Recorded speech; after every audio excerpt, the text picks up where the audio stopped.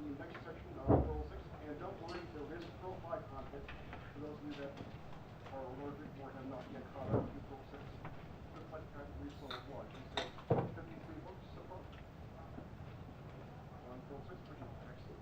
I've been working on Perl 6 myself since, well, technically, if you want to really stretch it, technically 2003, 2004 when I was working here, but that has since evolved and morphed, and the butterfly has emerged from the crystal zero, and we are now in version 2. I've been working with the actual Perl 6 team off and on since maybe 2014. I am currently working at Untitled in Romania. We are actually hiring one, if not two. Louder? Yeah, a little louder. Louder. All right. I need this. Remember to project. Remember. All right. We are, Untitled in Romania is hiring one, if not two, Perl programmers. We are looking. We got a nice crop here that may even actually program Perl 6. Just to tease everyone, the bandwidth out there is wonderful. I am right now, I have a 10 euro a month gigabit fiber link. So we got plenty of bandwidth. Come on out. All right. First of all, for those of you that don't know where to find Perl 6, we have Perl 6.org.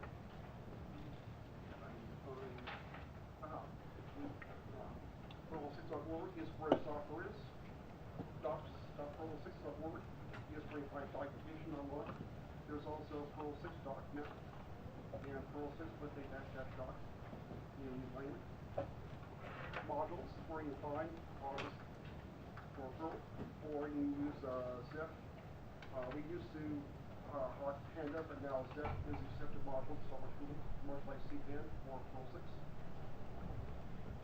Right there is my current, somewhat out of date right now website. I have right now, because up there is a 4-part article on trail instructions. So go on out and take a look at that. So, my current talking schedule, just to fill people in, where you can see more stuff on Perl 6 Live. First of all, there's a webcast coming up on Tuesday with a game for Perl 6. I will also be at Open Source Days in Copenhagen. Following that, in Dev Days in Vilnius, Lithuania. After that, heading out to Oslo, probably, given the political situation, who knows. Obviously going out to Amsterdam and DC for conferences. So that's how busy I'll be over the next year. But for those of you with your laptops out all ready to download the module, this is where to look for the Perl 6 parser within the Perl 6. Now, at one time, there was a meme started by, probably started by either Randall Schwartz or Adam Kennedy, that Perl 5 cannot be parsed by anything but Perl 5, which is not entirely true. If Perl 5 couldn't be parsed by Perl 5, then why did Perl 5 written in C? Albeit on the macro variety of C for all flavors. Perl 6 on the other hand, yes, you could parse it with other languages, but it's so much easier to parse it with itself. So that's what this module does. If you want to download and play with it yourself, you can go to use Panda or the Zep installers. I think Zep uses the install keyword. I have not used myself. Now, the question is, why would you want to use this module? Here is a sample test. A sample test. Parser.format my.ri=1 checks to see if it is my.ri=1. So it's just taking a string and returning a string, which on the face of it is really, really silly.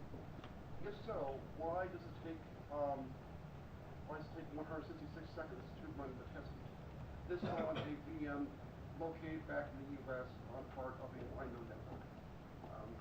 So that's part of the reason why it's so slow. Most of it is IO, as you will see by right through several files. So I assure you, it is very fast. As you see here, 0.07 second CPU. A lot of use times popping out. It's to begin with a lot of other activity going on. But why would you take a string and just return the string? There's no point there. Well, let's take a look briefly at what is actually under the hood. This is in the equivalent in Perl 5 of a random expression to parse a very simple statement, my equal 1. And you try to break it out in pieces. You find out what the my keyword is. You find out the variable names. Capture that. Ignore the equal sign. And capture the 1 there as a number. This is all in Perl 5. Everyone should probably be able to follow along with this. /x there. Let's add white space here and check it and add more white space over there. So a little bit more. So there's no real problem trying to parse this. But when we move into we'll move now into Perl 6 and change a few things and do parsing inside Perl 6. We haven't changed that much so far. If you look at the previous slide here, we use the familiar old equal build command, build operator, and we have the /x modifier. You all hopefully know about all that. As we done in Perl 5. In Perl 6, you drop out the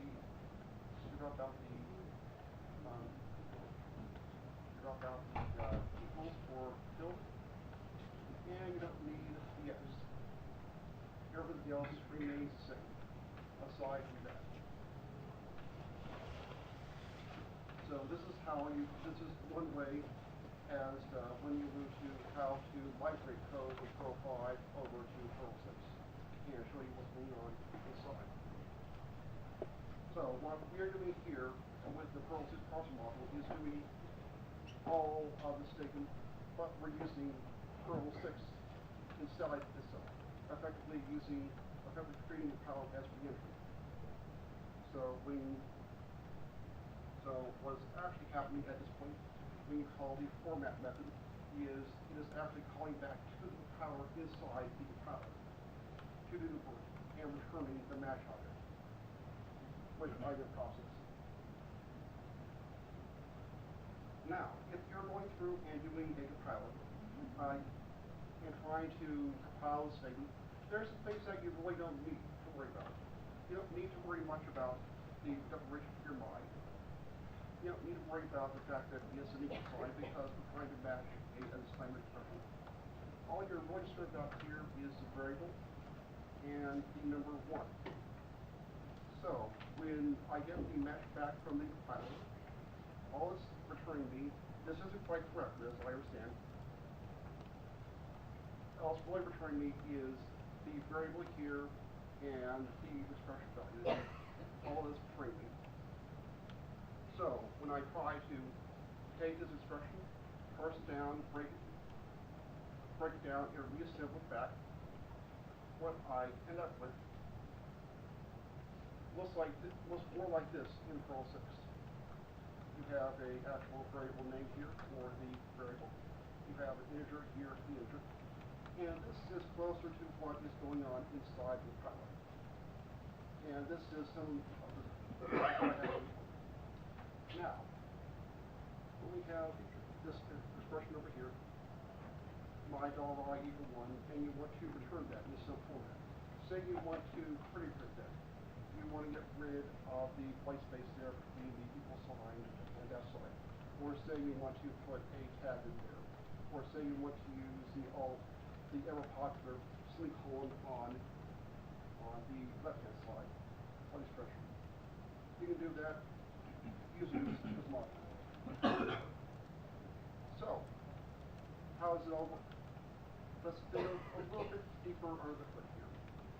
And start out by, instead of using the format routine, let's look at the built-in parse routine.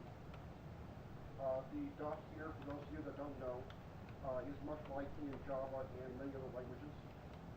The dot is the new black the new arrow. You dereference object. So the dot here is dereferencing, the dot here is dereferencing module. And I will throw in a little bit of a little bit more Perl 6 syntax here with the dash. We finally have that add, and I tend to use that a lot more than most people do because I want to make sure it doesn't go away. As we all know, once you use a feature in Core, and it never goes away. You'll know that from Perl 5. You have many features in Perl 5 that can't go away because they've been used for 25 years. All hidden away on the hood. So what we're doing here is we are parsing our statement, and we get back a data tree. Which in this case, again, this all comes in from the compiler inside the compiler. I won't show you that code because it's bound to change here over the next few years. Once we get a proper macro set up, and once we get the abstract syntax predefined, which is what this module is experimented to do. So we parse our statement, return a data frame. I will show you samples of that in just a second. And then we dump that out. And what we get in our case, in this case here, after this statement is a hopefully very straightforward, simple way to view our data frame. First of all, the entire thing here is a document. If you've ever worked with API in Perl or Perl 5, if you've ever worked with API or Perl 30 or Perl 20, you'll recognize the input of the DOM tree. This document is a document. So this statement here is a document. Starting out with a document. Inside the document is one or more statements. Down here. The statement, this is all for my internal debugging purposes. This tells me at what line we created the statement object, very important for debugging. And inside the statement, we have an unearned statement, followed by link, followed by a bare word object for my. It tells me exactly that start on character 0 over here. 0 is right by the code. Over to character 2 over here by the line. And we generate that on line 5982. Again, very handy with something trace, and you have to go in and trace a var, trace down a var statement. Because by this time,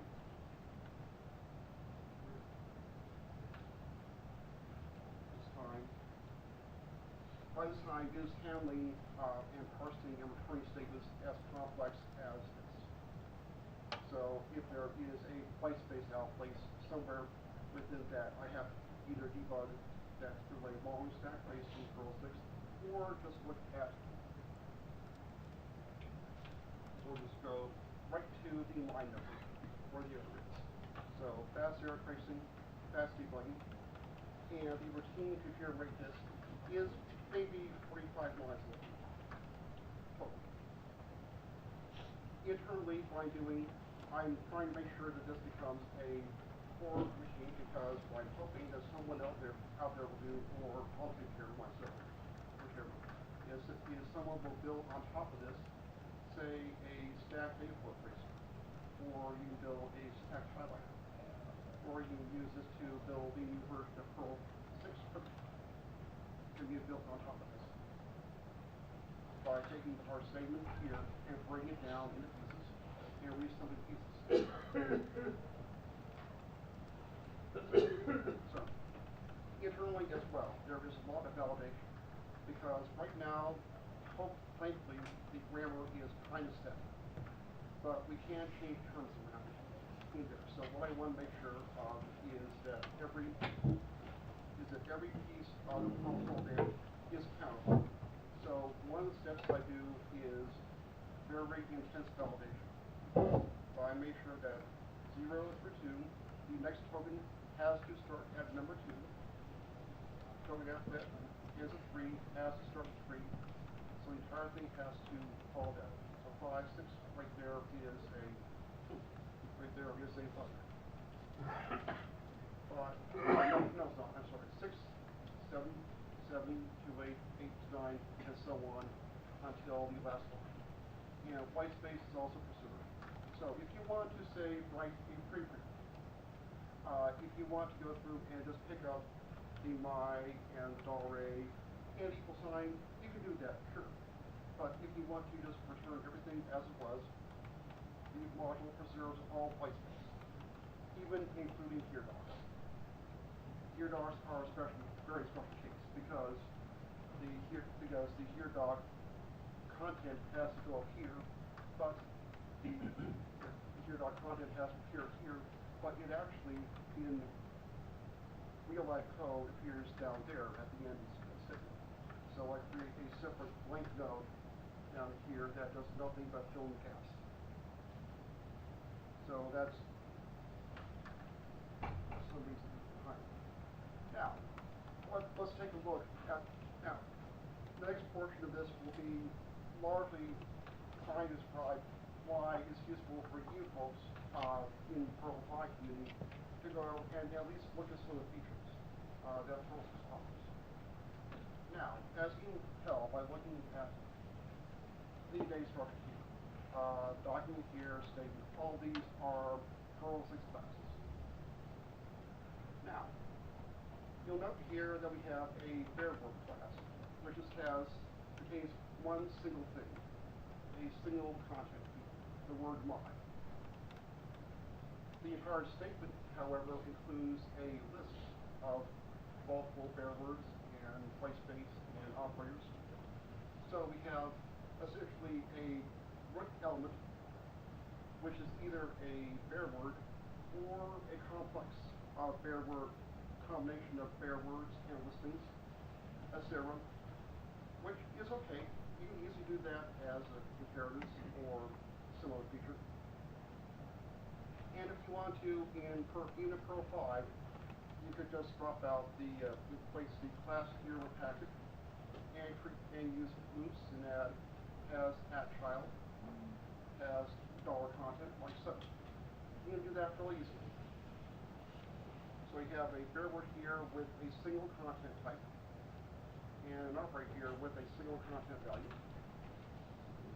And over here you have a statement which has a list of things. So, the question really becomes here, how do you kind of reconcile both of these? Because if you want to have just a single overarching element class over all these, well, you have you create your own class element, and the statement is a element, bare word is a element, which is fine. The problem comes when you try to take these two attributes here and move them up into your parent class, because of course you want to have nice consistent classes across the board. So if you had an overall a mythical element class which had a child and a content, when time comes to validate your code, when time comes to run the test, what you want to make sure of is that your bare words can only contain one thing, that your statements can only contain a list of things. And the best way to do that is, of course, to have separate classes. But we've already said we want a overarching class. So how do you reconcile that? And when you add in things like a method called foo, parent, list, that becomes even more complex because you have both the name foo and the parent list over here. So you get a combination of the list of children and the original content, like so. So how do you reconcile those? Well, again, you can do this in Perl 5 too, by using roles. Look at the Okay. Hang on. I'll go on while he's looking. So what we use here is roles. Roles you can get in Moose, in Perl 5, and in Perl 6 you get them for free. They're essentially a slice of a class, is how I like to. So what I've done here, instead of having instead of having a whole bunch of classes and then having all the content inside the classes. What I've done is I've taken the classes that we had here, these listings, and where we have add child, I create a branching role. So a statement has branches on it. Over here for the bare word only has one thing, so instead of having a conflict between the two, between a tree and a single point, what I've done is created a naming role, so that the bare word does naming, and the statement does branching. Now, I tend to follow we're starting still to figure out how to do, we're starting to figure out still how the Perl 6 best practices work. But I find that if you're naming roles and classes, naming roles at least in English, if you use the any, you use the adjective over here, branching, naming, debugging, it reads very nicely. Class statement does branching. Or you could say class statement does branch, and it sort of falls on the end. So what we've got here is content beside naming. So right here, the bare word only has a name variable inside. The operator only has a name, and these are the only two ways that you can build the tree, so that there are no other bits of data floating around. And likewise, if you want to define two for a method call, i.e. method parent list, method parent list, you can have it do a name for the method, and for the list, you do the branch. So you have both the element node and the branches on top of it. So it's not so much a way to create a slicing class here as a way to help validate and make sure that your tree is consistent. Interesting. Which I find, again, very handy. Because one of the things because going back to Perl 5, one simple thing, if we have, say, Perl 5 package, we'll call it a factory package that does stuff. Inside here we have some debugging terms where we have dump text and dump term, and we have the real meat, which is the match document method. What else happens isn't important. Now, in Perl 5, there's a whole bunch of ways to comment out your code, of course. At least two common ways. You can also use pound signs at the start, comment out that way, or use your docs. The old equal foo, like so. The old equal foo, blah blah blah, cut. But we all know that once we write the code,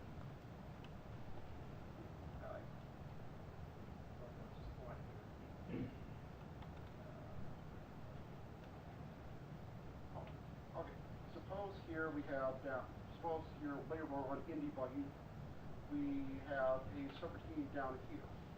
So in order to comment out all of our debugging that we want to do before pushing to production, you have to comment out here and skip that bit right there, and then comment out more down there. Well, the roles there come to rescue, because in this case, what you can do is take your debugging methods, here dump text, dump term, the Perl 6 term, put those into a role, and add that to your class.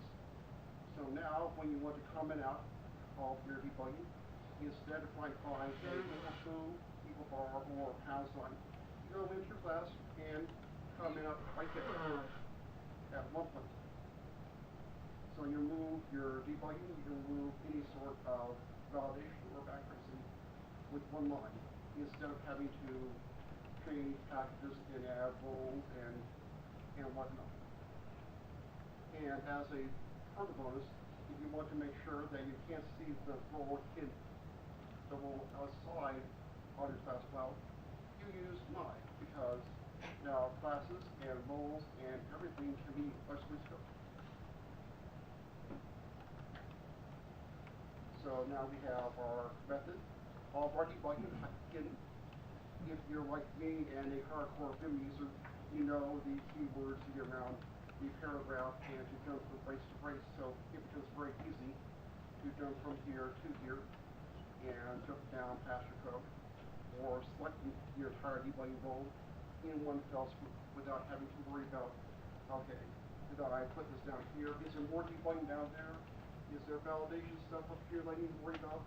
You don't need to worry about that. Put it all aside, one role, packaged away, is hidden away in another class, in another role rather, and comment out, and it's in one module block in your code.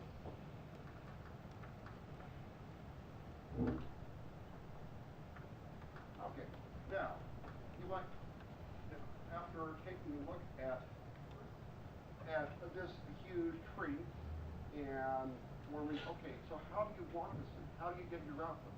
If I want to write my own formatter, how do I do that? How do I take this string, get this tree out, and how much work is to actually walk things to get out,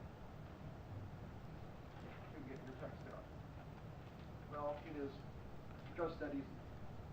That is all the I/O that you need. This is the entire method to return the string. With all that data structure behind, with all of those methods, all those objects going on, this is all you need to turn your Perl 6 code back from the data structure into Perl 6. That's it. I'm trying deliberately to make this as simple as can be. I show you the code only uses the advanced constructs that I use in the code are regular expressions and if then else and given when. Those are the most complex things I use in the code. I probably should replace a lot of stuff with index calls to optimize, but I'm not going to worry about that right now. Now, I mentioned before code formatting. So if you have this two-string routine that returns the content, returns the word my from a variable, or returns, in this case, a list of all things in the children. And by the way, now you can kind of see why it's important to have roles and to separate tasks, so that the variable call doesn't accidentally do this, or why the statement should never return the content, because then you're crossing streams, and Egon told us crossing streams is bad.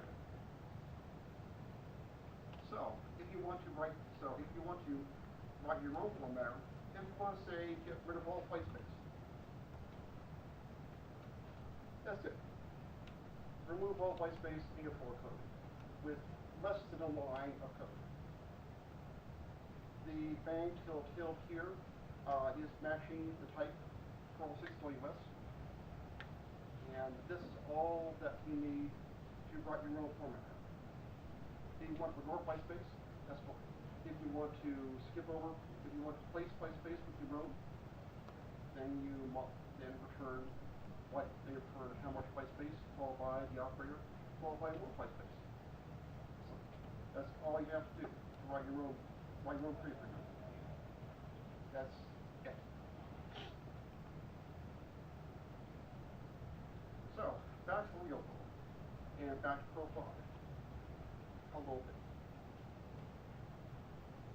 We've all been here. We have a call here that does something that's broken. We need to find out what's going on, and we need to debug it. Hands up here, how many people use data network for this? Okay. Those of you that use YAML or JSON? Okay, I'm also in minority. I prefer YAML myself.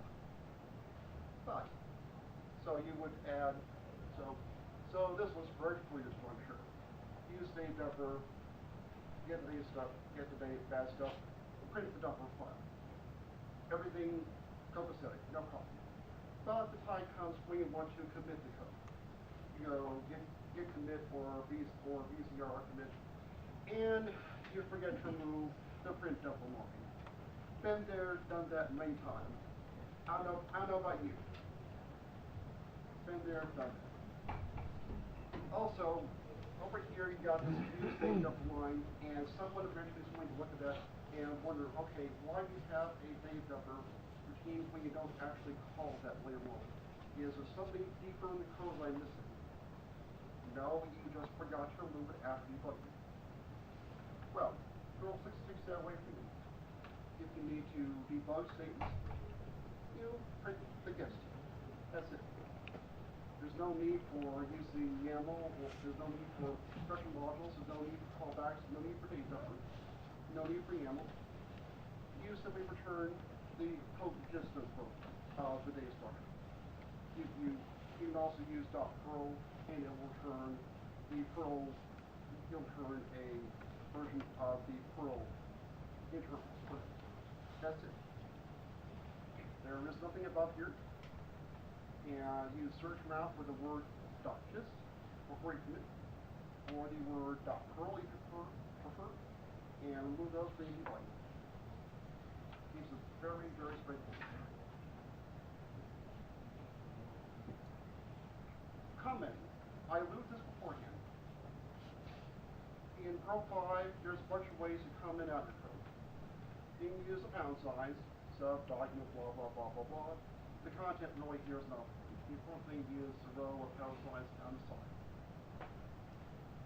You can do things this way in Perl 5. If you're fancier, you can use your for comment cut.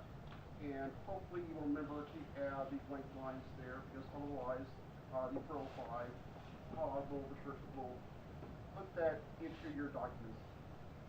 And when someone goes Perl doc, your module, they will see this debugging this side there, and they shouldn't. Well, that's okay too. If you use say Atom or Eclipse or Emacs or Vim, they all have grown up and evolved to have pound markers. If they have a meta X comment out line, or a meta X or meta X add for tag. The problem though is that most of those editors haven't quite caught on to the way Perl does formatting. In Perl 5, Perl 6, okay, sort of. In C, say you have slash star dot dot dot dot dot star slash. C, Vim and Emacs and Atom all know how to jump between the start and end of that line. When it comes to Perl, jumping from the equal sign to another equal sign, they get confused. At least Vim does. You can add highlighting to be sure, no problems. You can add your own highlight markers, you can add your own basic code to go in and change how the editor works. But really, it's better to use the principles of Judo and roll with the editor. So when it comes out, you return. And we all know how you jump from the start of a marker to the end. In Vim is percent. In Emacs, I think it's meta point, meta $sign to jump between there. I don't know about this. But in Perl 6, we saw that problem. You have the comment marker here with a backtick and parent, jump there, down there. So here we are using the address and apple dependencies to want to balance things. The program is an apple dependency to balance items, like so. We're working with that. And also, the fact that we have a backtick there makes it very much easier to go through test, say, if you use this format to comment out test flags.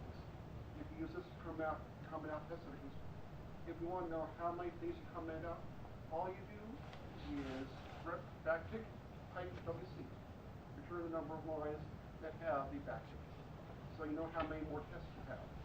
That's why I sat down and developed the Perl 6 test. which as you saw is something like 27 plus files, 230 odd tests, and I am now down to maybe 40 tests left. So speaking of testing, there's two ways to go about doing this, or rather two ways to go about solving a problem like this. If you're writing a test suite and you have some stuff in there that is not necessarily things that are author only, like say in my module, I have a lot of stuff there that is validation for me internally, but I do want someone else to be able to run that. In Perl 5, what you do naturally is you declare your environment variable, say strict or author, and have your code inside there, and it does stuff. But the thing is, of course, a couple things here to point out. The first thing here is that obviously if blah blah blah inline in your code is when to slow things down. At least in Perl 5. Also, you gotta remember and look around for the %env that are env variable to look up what you did for the author debugging every time that you go through, or just say, okay, it's always author or always something. The other thing here is that this is actually over inside your core package. So this is not inside the test file. This is over inside your module. And if you want to keep a separation line between your debugging stuff and the rest of the world, well, the line gets a little bit blurred. You have this going on over here in your test, and you have this going on over here in your application code. So, one thing, so you've got this environment variable dependency going on outside that you don't really want to use.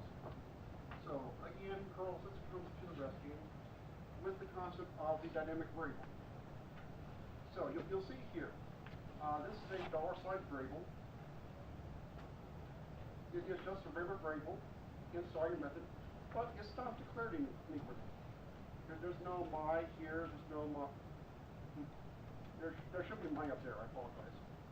There's no my $script over there. Nothing like that. This is over in your code, and this is over here in your test. So what happens is Perl 6 says, all right, anything with the star sign is a dynamic variable and can be declared anywhere. So instead of declaring the variable inside your package here and declaring up your namespace, we're using %env to communicate information around. You don't want your namespace declared because it will be debugging to you. And you must remember too that Perl 6 is now compiled, so if we have a way to simply eliminate that, then code runs much faster. In Perl 5, if you say if foo, you've always got to test that value. In Perl 6, you have this. So it's not passed in. You simply treat it as a flag. I should have used the word strict there, I apologize. So that should be $strict. My apologies there. So this is over here, and automatically in your other portion of the program triggers the hidden debug code. So you out there as the user never need to know about this. If you look there, you might see the $, but you don't need to worry about that. It won't impact your debugging. Another common pattern that I see in a lot of at least my Perl 5 code that I keep updating and evolving as I move more into Perl 6. I'm already to the point where I should say, not quite. I moved past the point where I drop out the pairs in my Perl 5 code. I've now gone over to that and passed it by so Perl 6. I don't use the parents in Perl 5. I still do. So we're kind of closing in on the end here. The last pattern I see and resolve, this can be resolved in 524, I think. In Perl 5, you have a fully common pattern here. I'm sure we've all had to use this at one point or another. You want to print this stuff out, but you want to print out all entries. We're good? All right. Okay, let's high enough. All right, well let's do that then. I will bring lines down to the last bit here.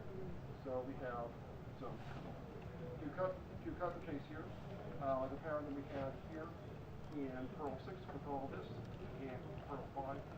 We have infinite mix and print this stuff out. And we're now down to that. So you have your so instead of having to loop over the index and refer an item, you now can use the key right here to take your index and you can grind back. So another little pattern that will help you migrate from Perl 5 out to Perl 6. And again, I have a more relic coming up on the subject, which is the live webcast. By all means, check out my Twitter feed or look at Facebook. And you'll be on